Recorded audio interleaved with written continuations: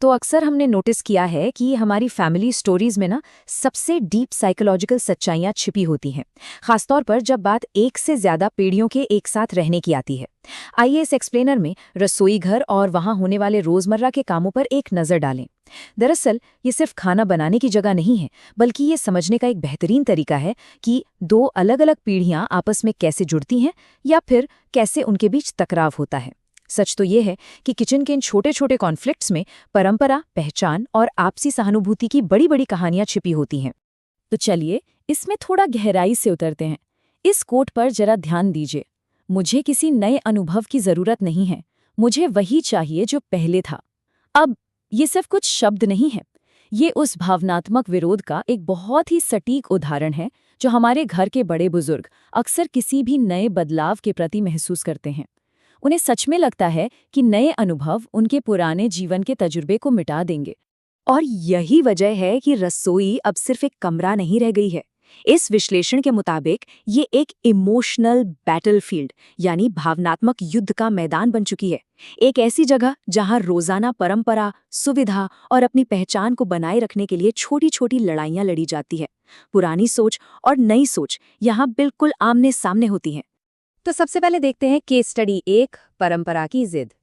और इस बात को बिल्कुल सटीक तरह से समझने के लिए कमला देवी की कहानी देखते हैं, जो घर की सबसे बड़ी सदस्य हैं। उनका मानना है कि आधुनिक सुविधाएं ना बस आलस की निशानी हैं। एक तरफ वो चाहती हैं कि खाना पुराने चूल्हे पर बने, बात करने के लिए लैंडलाइन हो और वही पुराना डब्बे वाला टीवी ही देखा जाए। वहीं दूसरी तरफ उनकी बहुएं पूनम और रीना थकान से बचने के लिए प्रेशर कुकर, मोबाइल फोन और स्मार्ट टीवी का इस्तेमाल करना चाहते हैं। देखा जाए तो दोनों के नजरिए में जमीन आसमान का फर्क है। अब कमला देवी इस नएपन का विरोध करने के लिए कुछ बड़े दिलचस्प तर्क देती हैं। उनका कहना है कि नई टेक्नोलॉजी की चीजें 2 दिन चलती हैं और तीसरे दिन खराब हो जाती हैं। उन्हें लगता है कि प्रेशर कुकर में दाल बनाने से असली स्वाद चला जाता है और मजा तो पुराने बर्तनों में धीमी आंच पर पकाने में ही है। दरअसल कमला देवी परंपरा का इस्तेमाल एक ढाल की तरह कर रही हैं। उनका दिल से ये मानना है कि जिस काम में मेहनत लगती है सिर्फ वही सही है और सुविधा का दूसरा नाम आलस है। पर कहानी में एक मोड़ आता है। दूसरा पड़ाव, द मिरर टैक्टिक, यानी एक नई रणनीति। रोज रोज की बहस से तंग आकर पूनम और रीना ने बहस करना बंद किया और एक नई रणनीति अपनाई। अब ये द मिरर टैक्टिक आखिर है क्या? ये एक ऐसी मनोवैज्ञानिक रणनीति है जिसमें किसी व्यक्ति के सामने उसी की शर्तों को इस हद तक माना जाता है कि वो खुद उसमें छुपी खामियों को पहचान ले। बहुओं ने तय किए कि वो कमला देवी की इन पुराने जमाने की सारी शर्तें पूरी तरह से मान लेंगी। उन्होंने नई चीजों का इस्तेमाल पूरी तरह से बंद करने का एक नया नियम बना दिया, जिससे कमला देवी को अपनी ही बातों का उल्टा असर महसूस होने लगा। और इस नए नियम को बड़ा ही मजेदार तरीके से लागू किया गया। जब कमला देवी ने अपनी बहन से वीडियो कॉल करने के लिए मोबाइल मांगा तो उन्हें परंपरा के नाम पर सिर्फ लैंडलाइन दिया गया, जिससे जाहिर है वीडियो कॉल असंभव थी। जब उन्होंने अपने पसंदीदा टीवी सीरियल्स के नए एपिसोड्स देखने चाहे तो नई स्मार्ट टीवी की जगह वही पुरानी टीवी लाकर रख दी गई, जिसमें सिर्फ दूरदर्शन के 2 चैनल आते थे। यहाँ तक कि जब उन्हें डॉक्टर के पास जाना था तो ऑटो रिक्शा की जगह पैदल चलने की बात की गई। क्योंकि उनके हिसाब से पहले के लोग पैदल ही जाते थे। इन छोटी छोटी घटनाओं का नतीजा ये हुआ कि कमला देवी जल्दी ही हार मान गईं। उन्हें एहसास हुआ कि समय और सुविधा के अनुसार बदलाव लाना जरूरी है।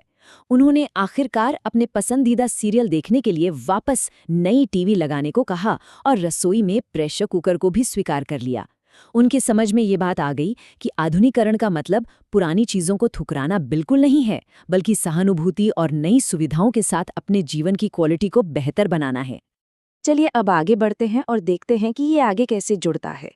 कमला देवी की यह कहानी जिद और सुविधा के बारे में थी, लेकिन सोचिए जरा, क्या होता है जब ये बहस परंपरा को लेकर नहीं बल्कि अपनी पहचान को बचाने को लेकर हो।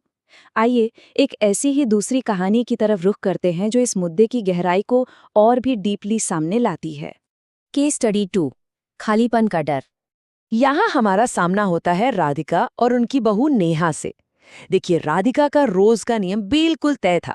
सुबह, दोपहर और रात तीनों पहर की सब्जियां हमेशा पहले से कटी हुई मिलती हैं। राधिका किचन पर इतनी पकड़ बनाए रखना चाहती हैं कि अगले दिन की सब्जी भी रात में ही काट देती हैं। नेहा के लिए ये बार बार दोहराया जाने वाला काम किसी सांस रोक लेने वाली पाबंदी जैसा था। अगर इस टकराव को हम ध्यान से एनालाइज करें तो दोनों के बिल्कुल अलग अलग नजरिए दिखते हैं। नेहा घुटन महसूस कर रही है क्योंकि उसको लगता है कि हर चीज पहले से तय है और वो इस घर में कुछ भी अपने हिसाब से नया नहीं कर सकती। वहीं दूसरी तरफ राधिका एक डरावने खालीपन से जूझ रही है। उम्र बढ़ने के साथ जब घर की भीड़ और जिम्मेदारियां कम होने लगती हैं तो राधिका अपने उस खाली वक्त को भरने और अपनी अहमियत बनाए रखने की जिद में सिर्फ सब्जियां काटने में लगी रहती हैं। बेटा आदित्य इस पूरे मामले को ये कहकर नजरअंदाज कर देता है कि इसमें कोई नुकसान नहीं है, पर नेहा समझ गई थी कि दोनों एक्चुअली दो बिल्कुल अलग युद्ध लड़ रही हैं। तो यहाँ सबसे अहम मुद्दा ये है, ये दर्द भरा सच जो राधिका के इन शब्दों से बयां होता है, अगर मैं ये ना करूं तो मैं क्या करूं, मेरा दिन नहीं कटेगा। ये ध्यान देने वाली बात है कि ये किसी सास का कंट्रोल करने का तरीका नहीं था। ये उस बुजुर्ग महिला की आवाज़ थी जो ये मान चुकी थी कि अब उनकी पहचान सिर्फ इन कटी हुई सब्जियों तक सीमित रह गई है। अगर वो भी छीन लिया जाए तो उनके जीवन का आधार ही खत्म हो जाएगा। एक नया उद्देश्य, पहचान की नई शुरुआत। नेहा ने इस परेशानी को बहुत ही सहानुभूति से देखा और एक उद्यमी नजरिया अपनाया। उसने इनकी इस रोजमर्रा की आदत को एक छोटी सी एंटरप्राइज में बदल दिया। सबसे पहले उसने महसूस किया कि राधिका जिस लाजवाब सफाई से सब्जी काटती हैं, वो अपने आप में एक रेयर स्किल है।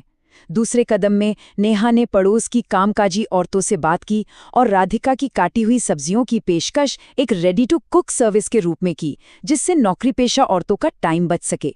और तीसरे कदम में नियमित ऑर्डर्स लेकर उसने राधिका के दिन को एक नया और पहले से बेहतर आकार दिया। यहाँ पर ये छोटा सा नंबर 5 बहुत बड़ा मायने रखता है। हुआ ये कि जल्दी ही राधिका को 1, फिर 3 और देखते देखते 5 रोजाना ऑर्डर्स मिलने लगे। ये सिर्फ 5 घरों का काम नहीं था दोस्तों, ये राधिका के आत्मसम्मान और उनकी क्षमता में आई उस भारी वृद्धि की पहचान था। इस एक छोटी सी चीज ने उनकी घबराहट और अकेलेपन को एक नए उत्साह में बदल दिया। अब इस सबको एक साथ देखते हैं। बदलते पारिवारिक समीकरण, समय के साथ बदलाव। तो इस एक्सप्लेनर में इन दोनों कहानियों को एक साथ रखकर देखने पर रसोई से कुछ मुख्य सबक सामने आते हैं। पहला, कमला देवी की कहानी से समझ आता है कि जिसे हम जिद समझते हैं वो अक्सर नएपन का डर होता है। दूसरा, राधिका की कहानी सिखाती है कि हर चीज को हद से ज्यादा कंट्रोल करने की आदत असल में जिंदगी का मकसद खोने का लक्षण हो सकती है। दोनों कहानियों में सहानुभूति या एम्पैथी सबसे जरूरी एलिमेंट रही। गुस्से के पीछे छुपे असली कारण को ढूंढना ही सच्ची समझदारी है। और आखिरी सबक, आविष्कार का मतलब सिर्फ नए गैजेट्स लाना नहीं है, बल्कि बदलती उम्र और बदलते वक्त के साथ लोगों के किरदारों को नया रूप देना भी है। और यही बात इस पूरे विश्लेषण को समेटते हुए एक जबरदस्त विचार के रूप में सामने आती है। भविष्य को अपनाने के लिए उनका ध्यान रखना बेहद जरूरी है जिन्होंने हमारा अतीत बनाया है। आधुनिकीकरण या बदलाव का मतलब कभी भी पुरानी पीढ़ी को पीछे छोड़ना नहीं हो सकता। सच्चा आधुनिकीकरण वही है जहां नए विचारों का स्वागत भी हो और पुरानी पीढ़ी का सम्मान और उनका ध्यान भी रखा जाए। तो आखिर में यही एक सवाल सोचने पर मजबूर करता है, एक ही घर के अंदर परंपराओं को जिंदा रखने और भविष्य के नएपन को अपनाने के बीच के इस फासले को आखिर कैसे कम किया जा सकता है।